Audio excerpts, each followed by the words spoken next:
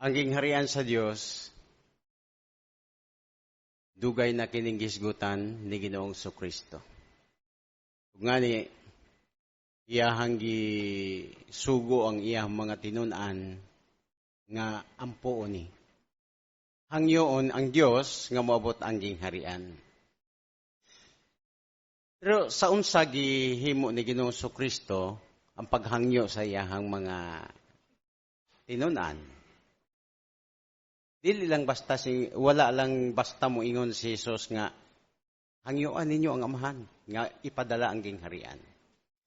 Kung imong basahon ang Mateo kapitulo 6 versikulo 9, detalyado nga gihisgot ni Jesus kung unsay iya imong himuon. Iyang gilitok ang mga pulong agig pattern nga angay himuon sa iyahang mga alagad. Ngani, migamit siya sa pulong nga sa magampo mo sa ingon ni ini nga paagi. Matigdan ninyo? Iyahag yung gitudluan kung unsa ang pamaagi sa pagampo aron moabot ang gingharian. Ang gingharian sa Dios, ang katuyuan ni ini, mo'y pag-usab sa tibuok kalibutan nga mahimong paraiso ug nindot puy-an sa mga alagad sa Dios. Pero ang gingharian sa Dios dili lamang kana mao ang katuyuan. Natukod ang gingharian sa Dios bisan nag-exist pa ang gingharian sa tao. Abot ipasabot ang gingharian nga manduan ni Ginoong Kristo, magmando siya samtang nagmando pa ang tawhanon nga gingharian. Nganong makaingon man ta niana? Palihog sa inyong Biblia, atong basahon ang gisgutan diha sa Salmo kapitulo 110 versikulo 1 ug 2. Mao ni ang pulong nga atong mabasa sa maong teksto. Si Jehova miingon sa akong Ginoo, lingkod sa akong tuong kamot, hangtod nga ibutang ko, ang imong mga kaaway, ingong tumbanan sa imong mga tiil. Sa 2, ituyod ni Jehova ang sitro sa imong gahom, gikan sa Sion, nga moingon, pagpangdaog, taliwala sa imong mga kaaway. Matigdan ninyo, samtang naa pa ang gingharian sa tao, mulihok na ang gingharian sa Dios. Ug kanus aman kini nagsugod. Doon na tayo mga ilhana ni ini. Ngano?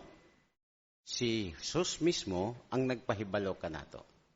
Ug sumala sa kronolohiya sa Biblia ug mga tagna, ang tuig 1914 mao'y tuig nga natukod ang gingharian sa Dios. Nganong makaingon man ta? Tungod sa gipahayag ni Ginoong Kristo ngadto sa iyang mga tinunan.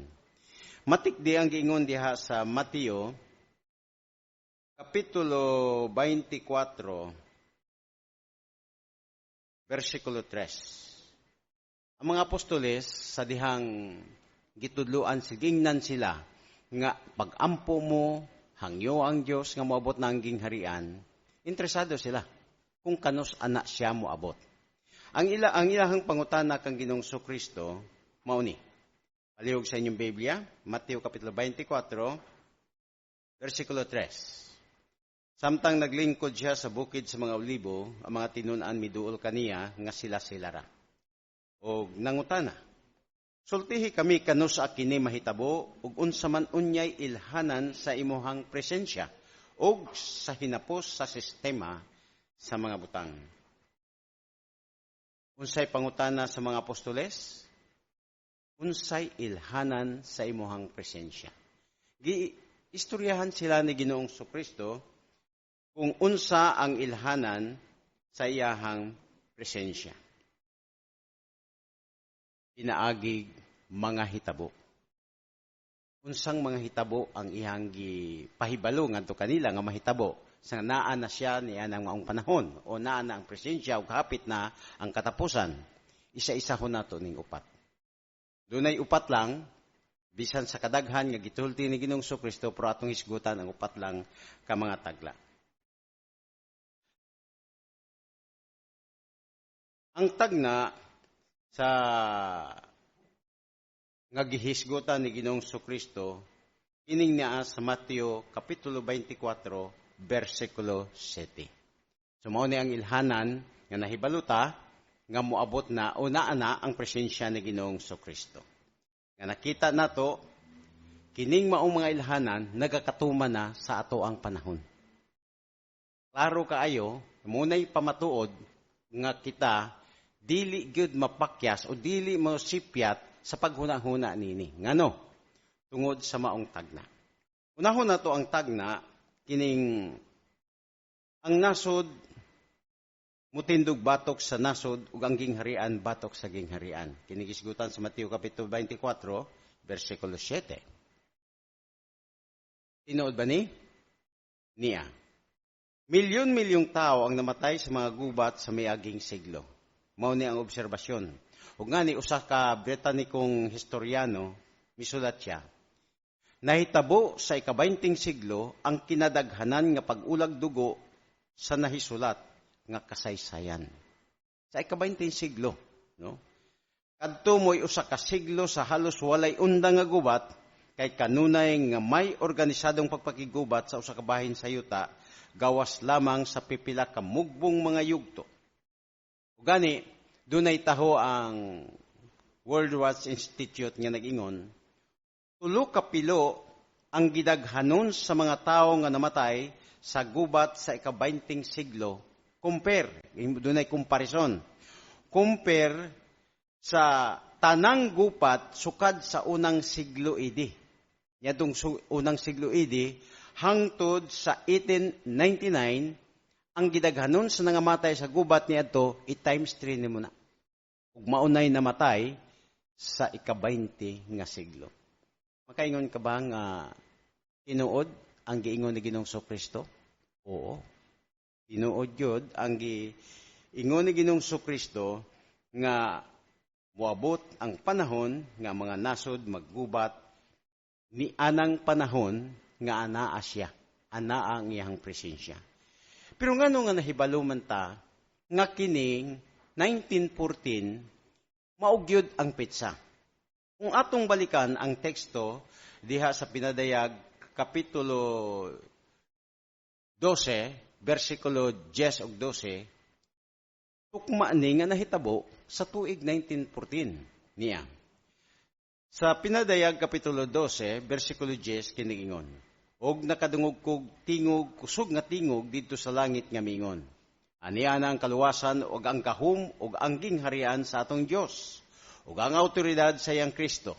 Kay ang tig-akusar sa atong mga igsoon gitambog na kinsa nag-akusar kanila ala adlaw o gabi atubangan sa ato ang Dios.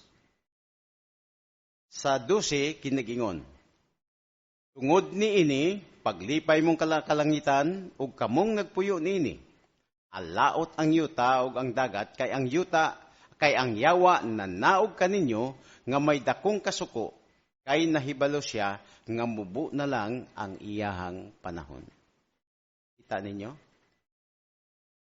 Nahitabo ba ni sa 1914? Ngano makaingon ta nga kining nga tekstuha natuman ni anan tuiga? Si Satanas gitambog nga adunay dakong kasuko ug mo na hinungdan nga gipatungha niya ang kagubot sa kalibutan. Patungha siya gubat. Unsa pa iyang gipadungha? Sumala pa sa Lucas Kapitulo 21, versikulo 12, aduna unyay dagkong mga linog. Tinuod ba nga adunay mga dagkong linog? O, adunay mga dagkong linog. Ngani sumala sa US Geological Survey, sa average nga 19 ka dagkong linog ang gidahom kada tuig. Ini kusog nga magaguba og mga tinukod ug mangliki ang yuta.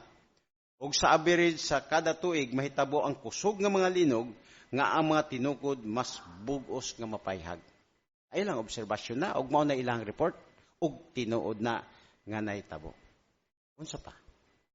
Nga mga tagna.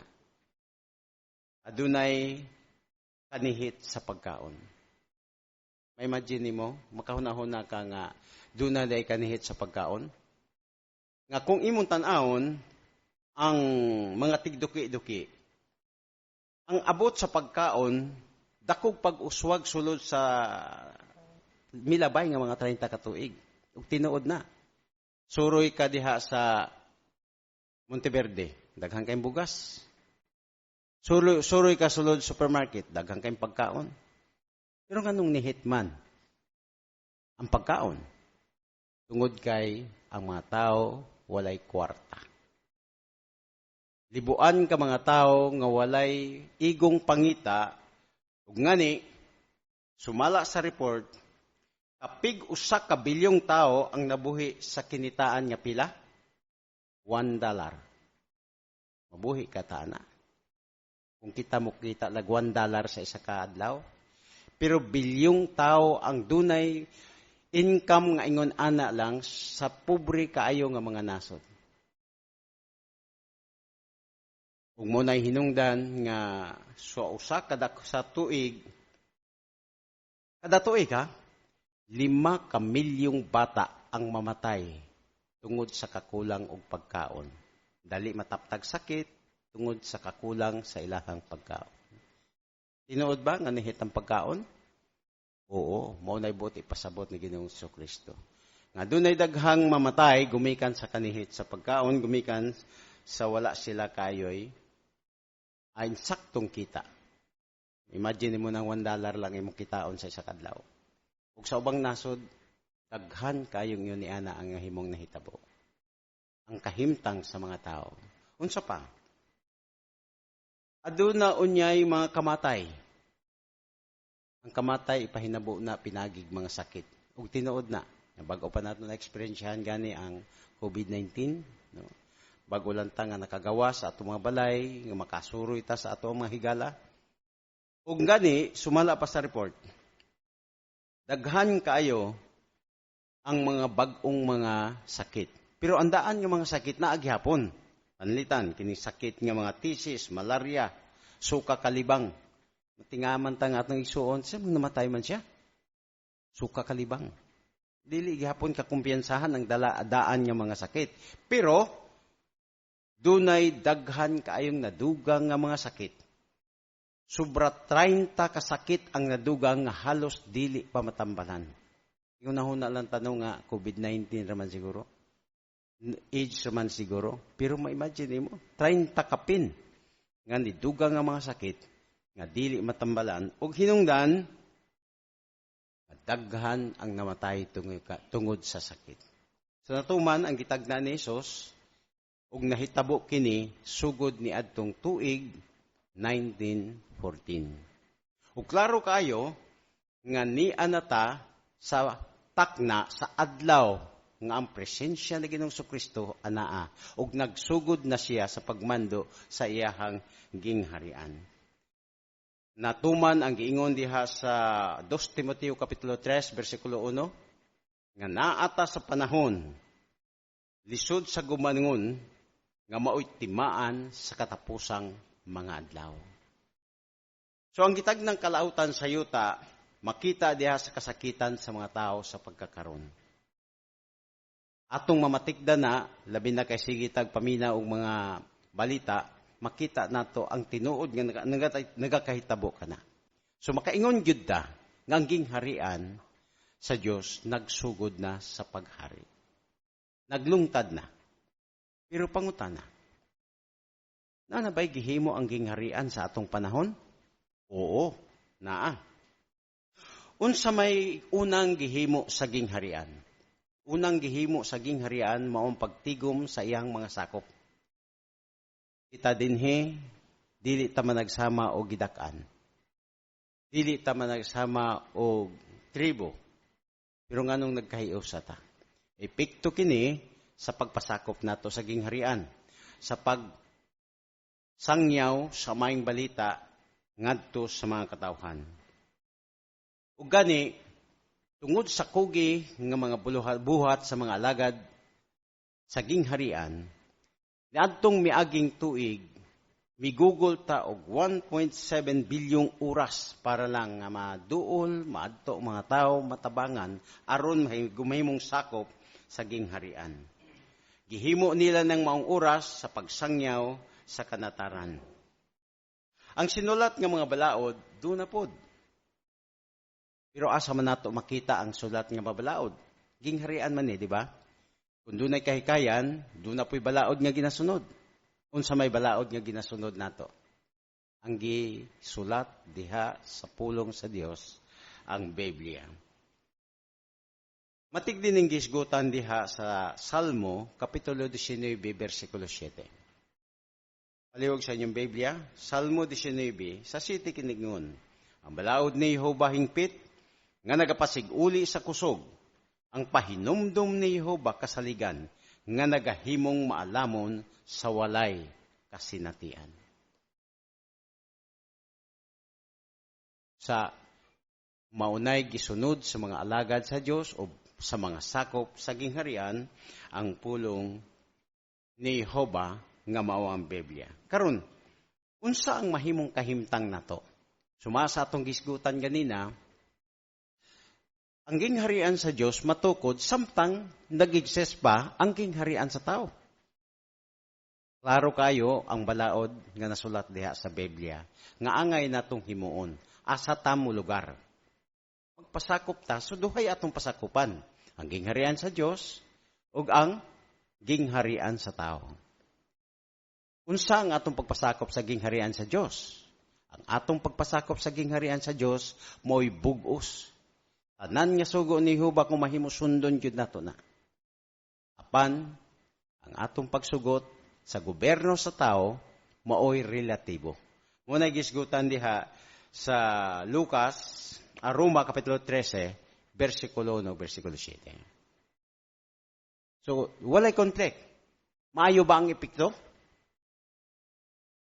Oo, dili komplikado. Nganuman kay kita gimatuto pag-ayo sa kahikayan sa gingharian. So mo na iigihimo, no? Karon makaingon ta nga maayo ang epekto sa dihang kita nagpailalom sa gingharian sa Dios.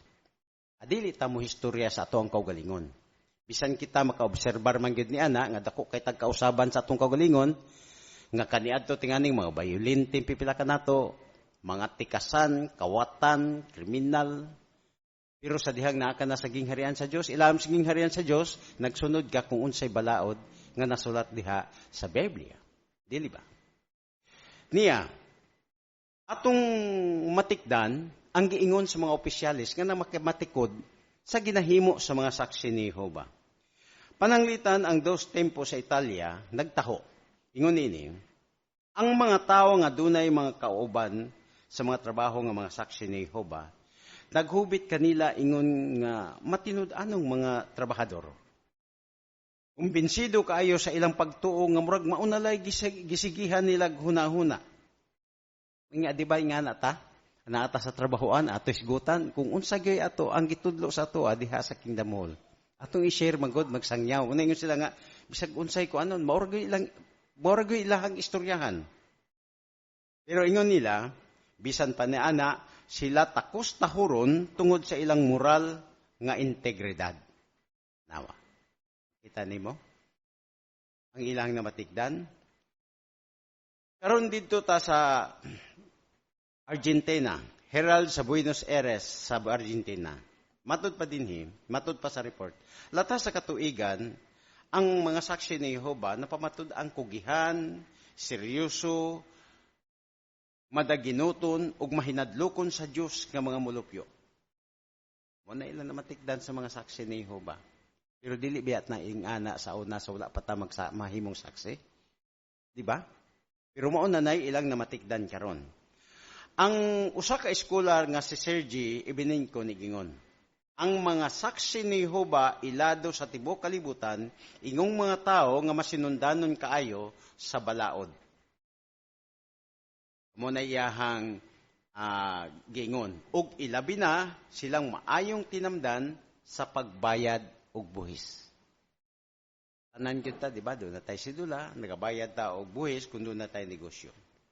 Unya, usa ka manager sa usa ka dakong padulaan dito sa Zimbabwe.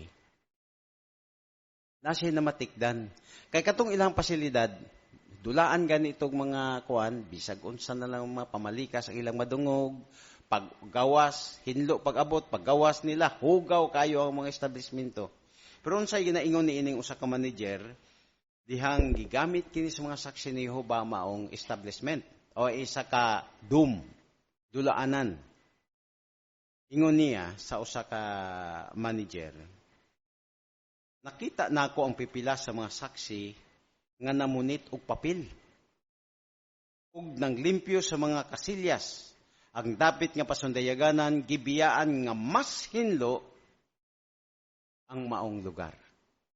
Manindot kayo nga komento, mas hinlo kay sa ilahang pag-abot sa dihang sila hamibiya. Pero doon na siya gidugang nga gusto unta niyang mahitabo. Matod niya, maayo untag ang tibuok kalibutan mapunog mga saksi ni Jehova. Matuman yun na sa umaabot. Tumano na sa gingharian, dili pa lang karon. Ug mao na iyahang pangandoy. Usa, gipatuman ang mga balaod sa Dios ubos sa pagmando sa gingharian. Naapoy balaod nga gipatuman.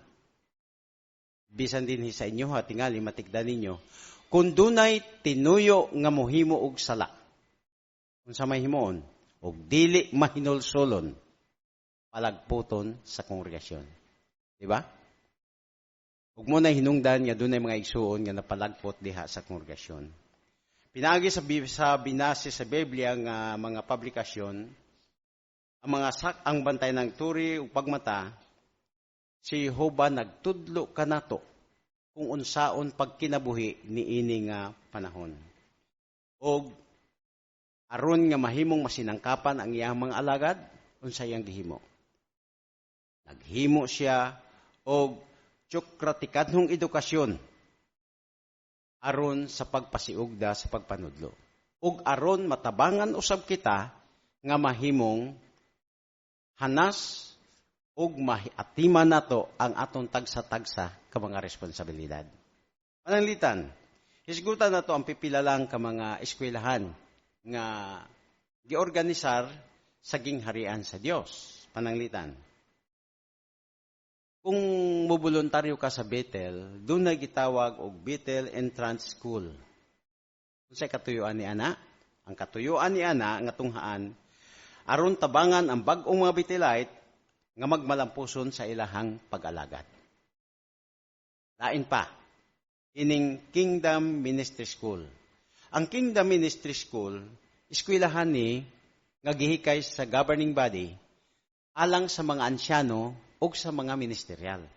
No. Unsay katuyuan ini? Aron bansayon ning ansyano ug ministerial nga alagad sa pag-atiman sa ilang mga responsibilidad sa organisasyon. Base ka na sa Buhat Kapitulo 20, versikulo 28. Lain pa, ining mga circuit overseer, doon na po na sila eskwelahan. Gitawag na School for Traveling Overseers and their wives. Unsay katuyuan ini? Aron ang magtatanaw sa serkito mahimong mas epektibo sa pag-alagad sa mga kongregasyon ug sa pagpanulti ug pagpanudlo ug sa pagbantay sa panon nga ilahang giatiman. Munang wadyo ko nakitang circuit overseer nga dili maayo mutok. Atigod mo? Di ba excited ta kada bisita? Makadungog na sa kugnindot nga to karon, di ba? Siyempre, ang atong mga ansyano, kanunay nato madungog, gusto nato makadungog og lahi na pod. Pero sila gibansay gidiana. Doon na po eskwelahan sa Bible School for Single Brother. Mga igsuon nga gusto po mga botog tumong, no? Dinhi sa inyong kongregasyon doon ay daghang mga batanon, no? Ni si Brad, takay balo, no? Maka-eskwela sa ni siya. Unsay katuyuan ni ana? Aron bansayon ang tagsaanong mga ansyano ug ministerial sa pagdawat og dugang mga responsibilidad.